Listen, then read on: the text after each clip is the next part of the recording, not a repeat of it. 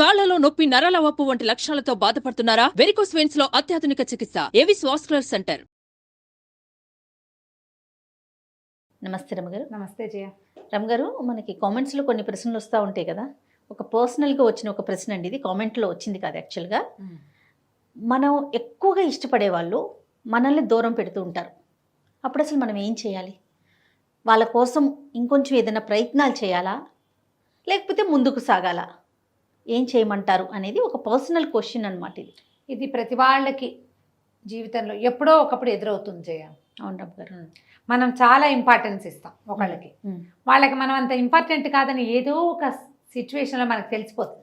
అంటే కొంతమంది ఎలా ఉంటారో చెప్పిన రమగారు, వాళ్ళ అవసరం ఉన్నంత వరకు బాగుంటారు. మనం చాలా ఇంపార్టెంట్ అనేది క్రియేట్ చేసుకుంటారు. ఎప్పుడైతే వీళ్ళతో మనకు అవసరం లేదు అని థాట్ వస్తుందో మొహం కూడా చూడరు, మొహం కూడా చూడకుండా అయిపోతారు. ఇవి కొంతమంది ఉంటారు, ఇలా డిపెండెన్సీ ఉంటుంది జయ. వాళ్ళతో రోజు మాట్లాడాలి, తరచూ కలవాలి, ఎప్పుడు మాట్లాడుతూ ఉండాలి, ప్రతి దాంట్లో వాళ్ళ సలహానే తీసుకోవాలి, అన్ని షేర్ చేసుకోవాలి. ఇట్లాంటి ప్రాక్టీస్ ఉంటుంది. ఇది ఫ్రెండ్స్లో జనరల్గా, కో సిస్టర్స్, వదిన ఆడపడుచులు, తర్వాత అక్క చెల్లెళ్ళు, అన్న చెల్లెళ్ళు, అక్క తమ్ముళ్ళల్లో ఇది బాగా కనపడుతుంది. వాళ్ళు ఎంత ఎమోషనల్గా అటాచ్ అయిపోయి ఉంటారో వాళ్ళకి. అవును. ఇది ఊరికే జనరల్ కజిన్స్లో కూడా ఉంటుంది. ఒకళ్ళతోటి ఇప్పుడు 5-6 ఉన్నాం, మనం 10 మంది ఉన్నాం, మనకు ఒకళ్ళతోటి చాలా క్లోజ్ రిలేషన్ ఉంటుంది.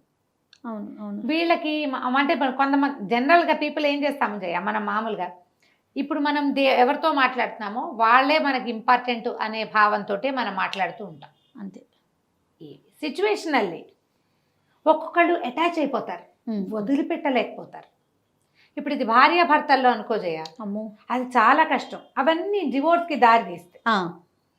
ఆ డివోర్సుల్లో కూడా ఆడవాళ్ళు డిప్రెషన్కి లోనయ్యి ఆ వదిలిపెట్టలేక వాళ్ళతో ఎమోషనల్ అటాచ్మెంట్ని కట్ చేసుకోలేక ఏడుస్తూ ఉంటారు. మగవాళ్ళు ఏడ్చేవాళ్ళు ఉన్నారు. మగవాళ్ళు కూడా వాళ్ళతో ఎమోషనల్ అటాచ్మెంట్ని వదిలిపెట్టుకోలేరు. వైఫే సర్వస్వం అనుకుంటారు. ఎన్ని గొడవలు వచ్చినా అమ్మాయితో కలిసి ఉండాల్సిందేను, అది లేకపోతే కుదరదు అనుకుంటారు. అవునండి. ఇది ఒక బాధ. అయితే ఈ జనరల్ మిగిలిన సంబంధాలు ఉన్నాయి చూడు, మిగిలిన అన్ని రకాల రిలేషన్స్లో వీళ్ళు హర్ట్ అయిపోతారు జయ. హర్ట్ అయిపోయి ప్రపంచాన్ని నమ్మలేకుండా అయిపోతారు. కొంతమంది ఎవరితోటైనా క్లోజ్ అయితే అమ్మో వీళ్ళు చేజారిపోతారేమో అనిపించేస్తుంది. అవును. ఆత్మనిర్భరత అనేది ఒక పాయింట్ ఒకటి ఉంటుంది. ఈ ఇమోషనల్ అటాచ్మెంట్ ఉండే వాళ్ళకి అసలు ఆ పాయింట్ అర్థం కాదు. మన మీద మనం డిపెండ్ అవ్వటం, దేవుడి మీద డిపెండ్ అవ్వటం. బంధాలని తెంచుకోక్కర్లేదు, కానీ వాళ్ళు వద్దు అన్నప్పుడు ఎందుకు వెంపర్లాడటం అనిపిస్తుంది. నా పర్సనల్ గా కూడా నాకు కూడా అది అనిపిస్తుంది. ఇప్పుడు ఏం చేస్తాం మనం, వాళ్ళు చాలా విలువ ఇచ్చాం మనం వాళ్ళకి. ఒక సిచ్యువేషన్ మనం ఒక కజిన్స్లో చెప్పుకుందాం. వీళ్ళిద్దరూ ఎంతసేపు విషయాలు షేర్ చేసుకుంటారు. సడన్గా ఒక అమ్మాయికి తెలుస్తుంది తన విషయం ఎలాగో బయటకు వచ్చింది అని. ఎవరి ద్వారా వచ్చింది సోర్సు? తను ఎవరైతే క్లోజ్ అని భావిస్తున్నారో ఆ అమ్మాయి ద్వారానే వచ్చింది. అడగలేరు, ఊరుకోలేరు. అవును. క్రమంగా దాని మీద దృష్టి పెట్టేసరికి అర్థమవుతుంది తనలాగానే తన కజిన్కి ఇంకా చాలామంది క్లోజ్ ఉన్నారని. తనకు ఒకటే క్లోజు, ఈ క్లోజ్కి బోల్డన్ని క్లోజులు ఉన్నాయి. ఆ అమ్మాయి ఎక్కడో చోట ఫ్రీగా మాట్లాడుతుంది. అవును. ఆ మాటలు బయటికి 5-6 చోట్లకి తిరిగి నీకు అంత క్లోజ్ కాని వాళ్ళ దగ్గర నుంచి నీ దగ్గరకు వస్తుంది. నువ్వు హర్ట్ అయిపోతావు. ఇప్పుడు కొంతమందిని వదిలేస్తాం, ఫ్రెండ్స్ని గిన్స్ని వదిలేస్తాం. వీళ్ళతోటి బాగా చూపించకుండా ఉంటే సరిపోతుంది, మాట్లాడడం మానేస్తాం. నువ్వు ఈ రిలేషన్స్ని వదులుకోలేకపోతావు కదా. అంతే కదా. అప్పుడు ఇబ్బంది అవుతుంది. అందుకని ఎవరితోటైనా అలా ఒకళ్ళతోటే అటాచ్డ్గా ఉండటం తగ్గించుకోండి. ఒకవేళ మీరు అలా అటాచ్డ్గా ఉండి హర్ట్ అయితే నేను హర్ట్ అయ్యాను అని ఓపెన్గా చెప్పండి. ఒకసారి మీరు మాట్లాడేస్తే ఆ బరువు తగ్గిపోతుంది. తర్వాత ఏదో కొంచెం క్లోజ్నెస్ ఉంటుంది, ఎక్కువ ఉండదు. అయినా కూడా అవతల వాళ్ళు మీకు లొంగలేదనుకోండి, just leave it and move on. అంతే. జీవితంలో ముందుకెళ్ళాలి. ఇది భార్యాభర్తల విషయంలో కూడా అంతే చేయాలి. అవతల వాళ్ళు నీకు ఏ విలువ ఇవ్వరు, నిన్ను తమకి వద్దంటున్నారు అంటే వాళ్ళ కోసం వెంపర్లాడద్దు. ముందు నీకు నువ్వు టాప్ ప్రయారిటీ అనేది నువ్వు తెలుసుకో. వీళ్ళ కోసం ఆలోచించి డిప్రెషన్స్లోకి వెళ్ళిపోయి, హ్యాబిట్స్లోకి వెళ్ళిపోయి బాధపడి, అంటే రిలేషన్ బట్టి ఉంటుందంటారా? డెఫినెట్. ఇఫ్ ఎనీ రిలేషన్ అంటున్నారా? రిలేషన్ని బట్టి మన అమ్మ నాన్న, మన సొంత అక్క చెల్లి అన్నదమ్ములతోటి వచ్చింది, మాట్లాడేసుకుని దాన్ని అక్కడ సర్దుబాటు చేసుకుని మనమే ఒక అడుగు ముందుకేసి సర్దుబాటు చేసుకోండి. సర్దుబాటు చేసుకోండి. ఎస్ దాని తాలూకు నొప్పి ఉంటుంది, మొదట్లో చాలా బాగా నొప్పిగా ఉంటుంది, క్రమంగా నొప్పి తగ్గుతుంది, ఒక డాటర్లే ఉంటుంది, ఉంచుకోండి, ఏం పర్వాలేదు. అంతే. హ్యూమన్ రిలేషన్స్ ఇలాగే ఉంటాయి, క్రమంగా ఇది బయటకు విస్తరించండి. మన సంబంధాలు బయట ఉంటాయి, మన కజిన్స్ తోటి, ఫ్రెండ్స్ తోటి, రిలేటివ్స్ తోటి, అక్కడి నుంచి ఆఫీస్ కొలీగ్స్ తోటి. అంతే. ఇలాంటప్పుడు వీళ్ళతోటి కూడా కడిగేయండి, తెంచేసేయండి, అంతే. మూవ్ ఆన్ అయిపోండి లైఫ్లో. ఇలా వాళ్ళెవరో నిన్ను హర్ట్ చేశారని నువ్వు హర్ట్ అయిపోయి ఎక్కడ ఏది ఆగదమ్మా దేనికోసము. నువ్వు వద్దన్నా రాత్రి అవుతుంది, వద్దన్నా పగలైపోతుంది, అంతే కదండి. నువ్వు వద్దన్నా రోజులు గడిచిపోతాయి, నువ్వు ఏడుస్తూ దిగులు పడుతూ బాధపడుతూ ఇక్కడే నుంచుంటావు. మనం వద్దు అనుకుని అక్కడే ఆగుతాం. వద్దనుకున్న వాళ్ళు నీతోటి నార్మల్గా ఉంటే వాళ్ళ దారిని వాళ్ళు నడిచి వెళ్ళిపోతూ ఉంటారు. నువ్వెందుకు అక్కడే ఆగిపోవటం? స్టాగ్నేటెడ్ వాటర్ వాసన వస్తుంది. ఎంత దిగాలుగా అయిపోతారు, ఏడుపు గుట్లు అయిపోతారు, ఆరోగ్యాన్ని పాడు చేసుకుంటారు, వాళ్ళ చుట్టూ ఉన్న రిలేషన్ని చెడగొట్టేసుకుంటారు. ఇప్పుడు వైఫ్ అనుకోండి, తనకేదైనా ఇబ్బంది అంటే హస్బెండ్ కానీ, పిల్లలు, అత్త, మామ, అమ్మ, నాన్న, మొత్తం టోటల్ రిలేషన్ కొలాప్స్ అయిపోతుంది. రమ్మగారు ఒకసారి మూడో వ్యక్తుల ప్రమేయం వల్ల కూడా, ఇద్దరు ఫ్రెండ్స్ అంతా బాగుంటుంది, ఒకళ్ళ కోసం ఒకళ్ళు ఏదో ఒకటి చేసుకుంటారు కూడా, మూడో మనుషులు ఏవో మాట్లాడితే వీళ్ళల్లో ఒకళ్ళకి ఆ మూడో వాళ్ళ మాటల మీద ఇంట్రెస్ట్ కలిగి ఉంటుంది, దాన్ని నమ్మి తమతోటి ఉన్న ఫ్రెండ్స్ని వదిలిపెట్టేసుకుంటారు. అవునండి, అవునవును. అవి కూడా హర్టింగ్ గానే ఉంటాయి జయ, అసలు ఆ గాయాలు ఎప్పటికీ పోవడం. అసలు నాకైతే ఆ చెప్పే వాళ్ళని ఏం చేసినా పాపం అనిపిస్తుంది. నిజం రమ్మగారు, వాళ్ళకేం రాదు దానివల్ల, మీరు చెడిపోతారు కదా. ఇప్పుడు నేనేమంటానంటే చెప్పేవాళ్ళు 100 చెప్తారమ్మా, వినేవాడు చెప్పమన్నాడు శ్రీపాద సుబ్రహ్మణ్య శాస్త్రి గారు కదా. గుండెలు చెప్పేవాడివి కాదు, వినేవాడి చెవులు కొయ్యాలి ముందు. అంతే. వినేవాళ్ళు సరిగ్గా ఉండాలి. నువ్వు ఏదెలా ఉన్నా సరే, మా మధ్య ఒక రిలేషన్ ఉంది, మేము చాలా కాలం కొన్ని విషయాలు షేర్ చేసుకుంటూ వచ్చాం అని వెళ్ళిపో, నువ్వు మామూలుగా అంతే కదా, అప్పుడు ఏ బాధ ఉండదు. చెయ్యవే నువ్వు అట్లా మరే చెవులు నింపుకుంటావు, ఎందుకంటే నీ లోపల నీకే ఒక అసంతృప్తి అవతల వాళ్ళ పట్ల. ఇప్పుడు మూడో వాళ్ళని మొదటి వాళ్ళని అనకూడదు, మనమే కదా తప్పు. అంతే కదండి, మనమంటూ నోరు ఇప్పబట్టే కదా, ఇప్పబట్టే ఈ మాటలన్నీ వస్తాయి.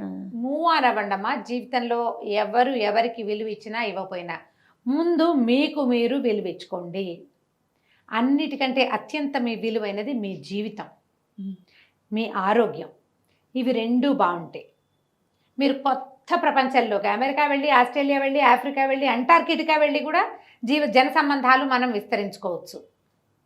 ఇప్పుడు మనకి ఉండని వాళ్ళు ఎవరు, రక్త సంబంధిక బ్లడ్ రిలేషన్ ఒక్కటి ఉండదు తప్ప ప్రపంచంలో అందరూ అన్ని చోట్ల దొరుకుతారు. అంతే. కొత్త రిలేషన్ని డెవలప్ చేసుకోండి. ప్రపంచం అంతా రిలేషన్స్ మయం. ఎక్కడైనా ఒక దెబ్బ తగిలితే ఇక అక్కడే ఆగిపోకండి. ఇప్పుడు రాజయ్య, ఇప్పుడు మనకి ఎన్ని థెరపిస్టులకి వాళ్ళకి డిమాండ్ పెరిగిపోయింది. అవునండి.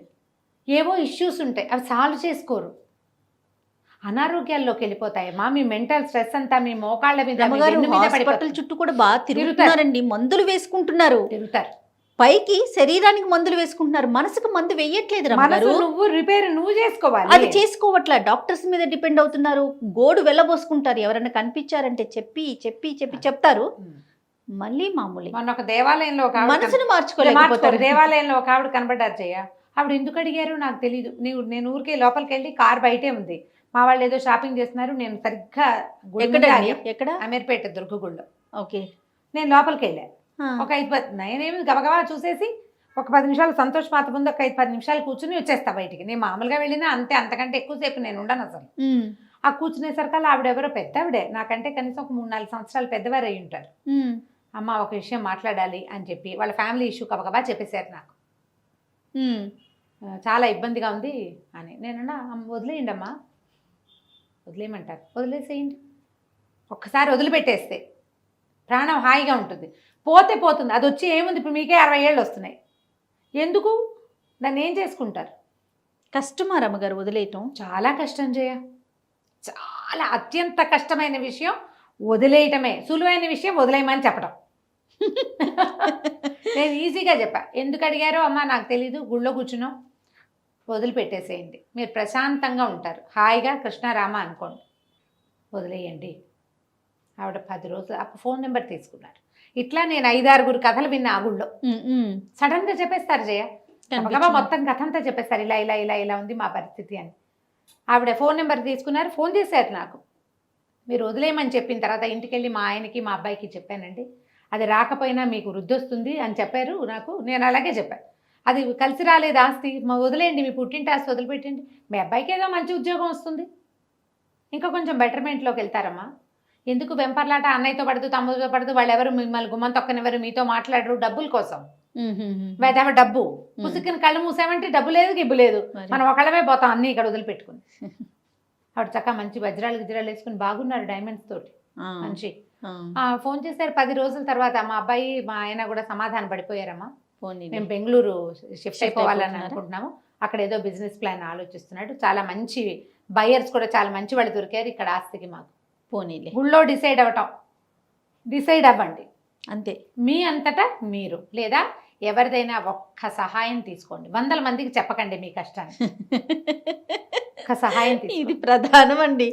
ఇప్పుడు సమస్యల్లో ఇదొక కొత్త సమస్య, 10 మంది చెప్పి 10 రకాల ఆన్సర్లు, ఏది చెయ్యం మళ్ళీ ఫైనల్ గా, ఏం చెయ్యం, మళ్ళీ మన ఏడుపు అడవటమే. లేదా మీ మనసు మాట వినండి, మూవ్ ఆన్, అంతే. మీకు విలువ లేని చోట పారిపోవద్దు, తప్పుకోండి. అమ్మాయిలు అబ్బాయిలు కూడా చూడండి రమ్మగారు, నాకు వద్దు ముర్రో అన్నా సరే వదలరు, వదిలిపెట్టరు. అమ్మాయిలు అలానే ఉన్నారు, అబ్బాయిలు అలానే ఉన్నారు, నాకు కావాల్సింది వాళ్ళు చీపెట్టినా సరే సిగ్గుపడరు.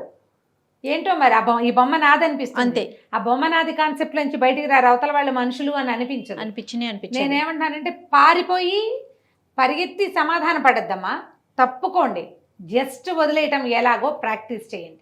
మనకి ఇంకో కొత్త దారి కనిపిస్తుంది కదా, గ్యారంటీగా కనిపిస్తుంది. జీవితం ఎప్పుడు దారులు తెరుస్తూనే ఉంటుంది, నువ్వు చూడాలంతే, దాన్ని కళ్ళు పెట్టాలి, నువ్వు కళ్ళు పెట్టాలి. దీని నుంచి నీ దృష్టి మరల్చి బుద్ధిని నీ దారి వైపుకి మళ్ళీ ఇచ్చావంటే 100 దారులు కనపడతాయి.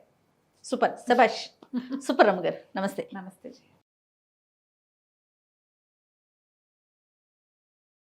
సుమన్ టీవీలో మీ పర్సనల్ అండ్ బిజినెస్ ప్రమోషన్స్ కోసం కింది నెంబర్కి కాంటాక్ట్ చేయండి.